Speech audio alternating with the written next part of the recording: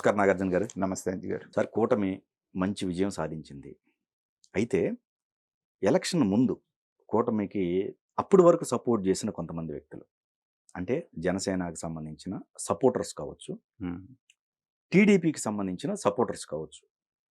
వీళ్ళు లాస్ట్ మినిట్‌లో కొంత వ్యతిరేకత వ్యక్తం చేశారు. కొంత హ్మ్. ఏముందిలెండి వ్యతిరేకత. అటు జనసేనకి సపోర్ట్ చేయనని కొందరు, లేపోతే టీడీపీకి సపోర్ట్ చేయనని కొందరు. హ్మ్. వీళ్ళందరూ ఇప్పుడు పరిస్థితి దురదృష్టవంతుల కింద లెక్కేనా వాళ్ళని? ఖచ్చితంగానండి. హ్మ్. ఎందుకంటే హ్మ్. అంజి గారు మీరు గూడా చాలా కాలంగా రాజకీయాలను చూస్తున్నారు. పెద్దలు ఎంత అనుభవంతో చెప్పారనేది ఒక్కోసారి మనకనిపిస్తుంది. లాస్ట్ మినిట్‌లో సార్ ఇది. అవును. అంతా బావుంది. ఎగ్జామ్ టైమ్‌లో అంతే. అంతే. ఇప్పుడు దాకా చదువుకొని బాగా ఎగ్జామ్ ప్రిపేర్ టైమ్‌లో అయ్యి ఎగ్జామ్ టైమ్‌లో మర్చిపోయినట్టు. మర్చిపోయినట్టు నిజంగా మంచి మాట అన్నారు. సో, రాజకీయంలో హత్యలుండవు. కేవలం ఆత్మహత్యలే అనేటువంటిది అంటూ ఉంటారు. హ్మ్. సో, అది ఎప్పటికప్పుడు మనకి ప్రూవ్ అవుతూనే ఉంటుంది. హ్మ్. అందులో రాజకీయాల్లో కావాల్సిందేంటంటే ఓపిక. మీ ఛాన్సు, మీ జాక్‌పాటు భగవంతుడు మీకు రాసిపెట్టినటువంటి అదృష్టం ఎక్కడుంటుందనేది ఎవ్వరికీ తెలీదు. ఆ అదృష్టం మీ తలుపు తట్టే వరకు మీరు ఓపికగా వెయిట్ చేయాల్సిందే. ఒక్కొక్కసారి గుమ్మం దాకా వచ్చి తలుపు మీద చేయేసి గూడా వెనక్కెళ్ళిపోతూ ఉంటుంది. హ్మ్. అయినా గూడా నిరుత్సాహపడకుండా ఎవరైతే వెయిట్ చేస్తారో వాళ్ళకే రాజకీయంలో భవిష్యత్తు ఉంటుందని చరిత్రలో చాలా ఉదాహరణలు నిరూపించినాయి. రైట్. ఓకే. దానికి ఒక చిన్న ఉదాహరణ చెప్పుకొని మిగతా వాళ్ళ దాంట్లోకెళ్దాం. ఓకే. రోసయ్య గారు. హ్మ్. ఇటు ఉభయ రాష్ట్రాల్లో మనకి తెలుగువారు ఉన్నంత వరకు కొణిజేటి రోసయ్య గారి పేరు తెలియనిది ఎవరికీ లేదు. కాంగ్రెస్‌లోనే పుట్టాడు. కాంగ్రెస్‌లోనే చనిపోయాడు. ఈ మధ్యలో కాంగ్రెస్ ఎన్నో సార్లు అధికారంలోకొచ్చింది. ఎన్నో సార్లు అధికారంలో లేకుండా పోయింది. అనేకమైనటువంటి అవమానాలు పడ్డాడు. ఒక చిన్న మినిస్టర్ పదవి దగ్గరే చాలా సార్లు ఆగిపోయాడు. అయినా కూడా తనకంటే జూనియర్‌లు చీఫ్ మినిస్టర్‌లు అవుతున్నప్పటికీ కూడా ఏ రోజు నోరు తెరిచి మాట్లాడల. ఓపికగా వెయిట్ చేశారు. కానీ ఆయన చివరి దశలో అన్ని పదవులు ఆయన వెతుక్కుంటూ వచ్చినాయి. అనుకోకుండా చీఫ్ మినిస్టర్ అయ్యాడు. తమిళనాడు లాంటి పెద్ద స్టేట్‌కి గవర్నర్‌గా వెళ్లారు. గౌరవప్రదంగా రిటైర్ అయ్యారు. ఇది రాజకీయాల్లో కావాల్సింది.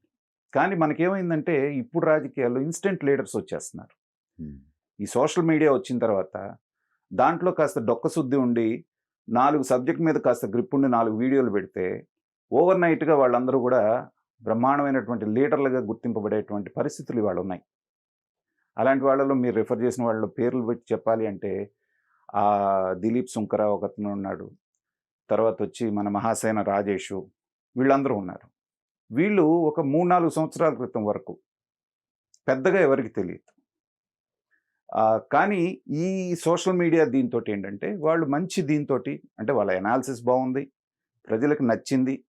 వాళ్ళని నాయకులుగా గుర్తించారు. ఆహ్, హ్మ్. కళ్యాణ్, దిలీప్ సుంకర విషయం గనక తీసుకుంటే మంచి సబ్జెక్ట్ ఉన్నటువంటి వ్యక్తి.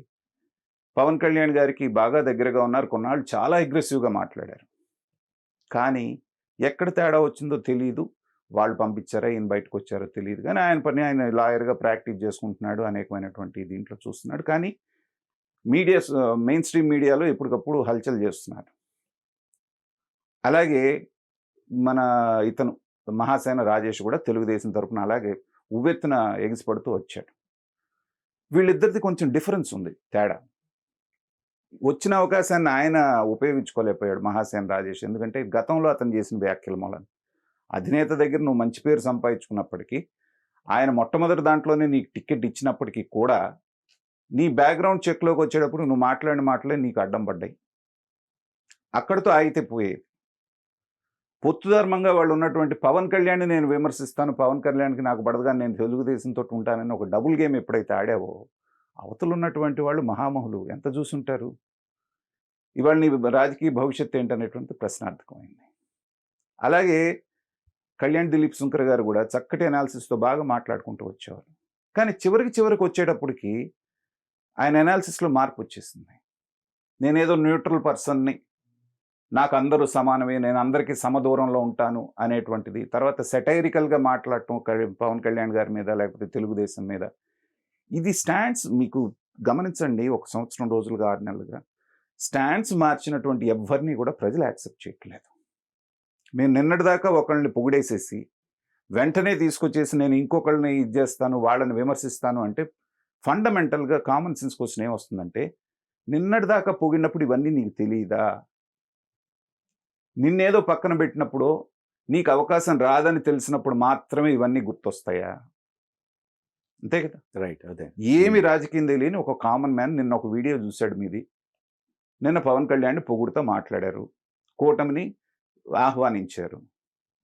నెల రోజుల తర్వాత అదే వ్యక్తి మీ వీడియో మళ్ళీ చూసిన తర్వాత వీళ్ళని విమర్శిస్తూ నిన్నటిదాకా తిట్టినటువంటి జగన్మోహన్ రెడ్డి వీళ్ళకంటే కొంచెం బెటర్ అనే మాటలు మీరు మాట్లాడినప్పుడు అతను ఏమనుకుంటాడు? సాధారణంగా వచ్చేదేంటంటే నువ్వు అమ్ముడు పోయావు అంటారు. సింపుల్ మాట. ఇప్పుడు పోతిన మహేష్ గారిది కూడా అదే. అంతే కదా! ఎట్లా సార్? అసలు ఎంత అగ్రెసివ్‌గా ఉండేవాడంటే మనిషి మాట్లాడటం కూడా ధాటిగా జనాల మీద తీసుకొని పడేవాడు. అవును. అలాంటిది కొన్ని ఈక్వేషన్స్ మూలాన నీకు ఇవ్వలేమని పిలిచి మరీ చెప్పారు. సుజనా చౌదరి లాంటి బలమైన నాయకుడు వాళ్ళకి కావాలి అక్కడ. పొత్తు ధర్మంగా ఆ మాటకొస్తే మరి వర్మ గారు వదులుకున్నారు కదా పిఠాపురంలో. ఆయన రెబల్‌గా వేసి టీడీపీకి రెబల్‌గా వేసి గెలిచినటువంటి వ్యక్తి అతను.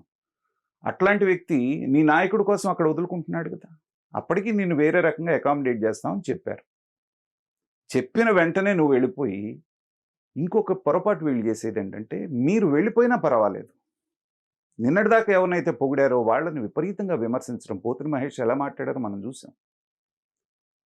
పిఠాపురానికి నీ భార్యను తీసుకొనిరా గృహప్రవేశానికి. భార్యల ప్రస్తావన ఏంటండి? అందుకని ఏమైంది ఇవాళ? నా ఘర్‌కా నా ఘాట్‌కా అంటారు హిందీలో. గాడిద విషయానికి వచ్చేటప్పటికి. అలా అయిపోయింది వాళ్ళ పరిస్థితి. కాబట్టి ఈ స్టాండ్స్ మార్చుకోవటం అనేటువంటిది మీకు రాజకీయంలో జరగాల్సింది ఏంటంటే ప్రాధాన్యత తగ్గినప్పుడు తల వంచుకొని ఉంటాం. మళ్ళీ మీదైన రోజున పిలిచి వాళ్ళు ఇస్తారు మీకు. మీరు గనక మీ స్టాండ్ మీదే ఉంటే. అట్లా కాకుండా ఇలాంటి పిల్లి మొగ్గలేస్తే ఏంటంటే బ్లాక్ లిస్ట్ చేసేస్తారు. నెక్స్ట్ మీరు ఏదన్నా పార్టీలోకి వెళ్ళాలన్నా కూడా వాళ్ళు కూడా గమనిస్తారు కదా నువ్వు ప్లే చేసిన రోలు. కాబట్టి ఇలాంటివి ఇంకొక ఆయనను చూసాం మనం తెలుగుదేశానికి జడా శ్రవణ్ కుమార్ గారు అని చెప్పేసి అసలు విపరీతమైనటువంటి అసలు ఎవరు సపోర్ట్ చేయనంతగా చేశారు. జగన్మోహన్ రెడ్డి గారిని విమర్శించారు. ఆ తాడికొండ సీట్ ఏదో ఆయనకి ఇస్తారని ఊహించారు. అది లేకపోయేటప్పటికి అంతే తీవ్రంగా మళ్ళీ వీళ్ళని విమర్శించడం మొదలుపెట్టాడు.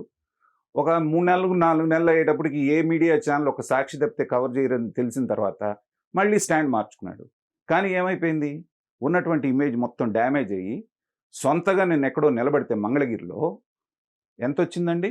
2500, 3000 ఓట్లు వచ్చినాయి. నువ్వు రాష్ట్రం మొత్తానికి జై భీమ్ పార్టీ అని నేను పెట్టి వెళ్ళానంటే నువ్వు బ్రహ్మాండం అనుకున్న చోట ఇదేమైపోయింది?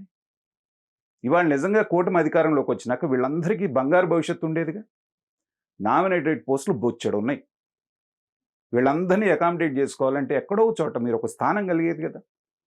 కాబట్టి రాజకీయంలో కావాల్సింది ఓపిక. తర్వాత టంగ్ మీద కంట్రోల్. నేను ఈ చెప్పినటువంటి ఈ నలుగురు వ్యక్తులు ఎవరైతే ఉన్నారో టంగ్ మీద కంట్రోల్ లేకనే ఇవాళ ఈ పరిస్థితి వచ్చింది. ఇదే కళ్యాణ్ దిలీప్ శుంకర్ గారు అంతకుముందు ఆయన ఒక వీడియో చేస్తే కింద ఎంత చక్కటి కామెంట్స్ వచ్చేవంటే చాలా అద్భుతంగా ఉండేది. చాలా రేషనల్గా ఉండేది. కానీ వాళ్ళు అదే వ్యక్తి మాట్లాడుతూ ఉంటే కింద కామెంట్స్ చదివితే అంతలో ఎంత మార్పు వచ్చింది, జనం ఎలా తీసుకుంటున్నారనేది మనకు అర్థం అవుతుంది. కాబట్టి ఇవన్నీ విశ్లేషించుకుంటే ఏంటంటే చాలా రకాలైనటువంటి వ్యవహారాలు ఉంటాయి. మీకు నచ్చకపోతే కామ్గా వెళ్ళిపోండి. ఇప్పుడు రేవంత్ రెడ్డి గారు ఉన్నారు. ఇక్కడ కాదనుకున్నారు. జరిగే అవకాశం లేదనుకున్నారు. అమరావతిలో ఉన్న చంద్రబాబు నాయుడు గారి దగ్గరికి వెళ్ళి సార్ నా భవిష్యత్తు రీత్యా నేను పార్టీలో కొనసాగలేను, నేను వెళ్ళిపోతున్నానండి ఒక నమస్కారం పెట్టారు. వచ్చారు. ఒక్క రోజున ఆయన గురించి మాట్లాడారా? ఇవాళ ఎలాంటి పరిస్థితికి వచ్చాడు ఆయన? ఒక రాష్ట్రానికి ముఖ్యమంత్రి అయ్యాడు. అలా ఉండాలి రాజకీయం. అంతేగాని బయటికి రాగానే నిన్నటిదాకా పొగిడిన నోటితోటి అధినేతని పిచ్చిగా తిడితే ఏమవుతుందంటే ప్రజల్లో పలసనైపోతారు. ఒకవేళ ఎక్కడన్నా రేపన్నా అవకాశం ఇద్దాం అనుకున్నా కానీ దీని మూలాన్ని పోగొట్టుకుంటారు. అదే జరిగింది వీళ్ళ విషయంలో.